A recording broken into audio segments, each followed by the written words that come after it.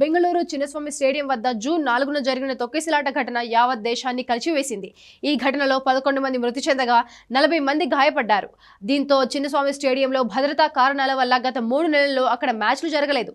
చిన్నస్వామిలో domestic league మహారాజా tourney, ICC మహిళల one day cup పలు మ్యాచ్లు జరగాల్సి ఉంది. కానీ ఆయా కారణాల వల్ల మహారాజా టోర్నీని మైసూరుకు షిఫ్ట్ చేశారు. మహిళల వన్డే వరల్డ్ కప్ మ్యాచ్లను నవీ ముంబైకి షిఫ్ట్ చేశారు. అయితే ఇప్పుడు అదే చిన్నస్వామి స్టేడియంలో మ్యాచ్లు జరగబోతున్నాయి. తొక్కిసలాట ఘటన తర్వాత తొలిసారి క్రికెట్ మ్యాచ్ కు ఆతిథ్యం ఇచ్చేందుకు చిన్నస్వామి స్టేడియం సిద్ధమవుతోంది. దీంతో బెంగళూరు అభిమానులు కాస్త సంతోషపడుతున్నారు. కానీ ఈ మ్యాచ్లు చూసేందుకు ప్రేక్షకులు మాత్రం స్టేడియంలోకి అనుమతి లేదు. Karnataka state cricket association K Thimmappaiah memorial tournament నిర్వహిస్తుంది. మైసూరుకు చెందిన టీమిండియా మాజీ క్రికెటర్ తిమ్మప్పయ్య జ్ఞాపకార్థం కేఎస్పీ ప్రతి ఏటా ఈ టోర్నీని నిర్వహిస్తోంది. ఈ క్రమంలో చిన్నస్వామి స్టేడియం 6 మ్యాచ్లకు ఆతిథ్యం ఇవ్వనుంది.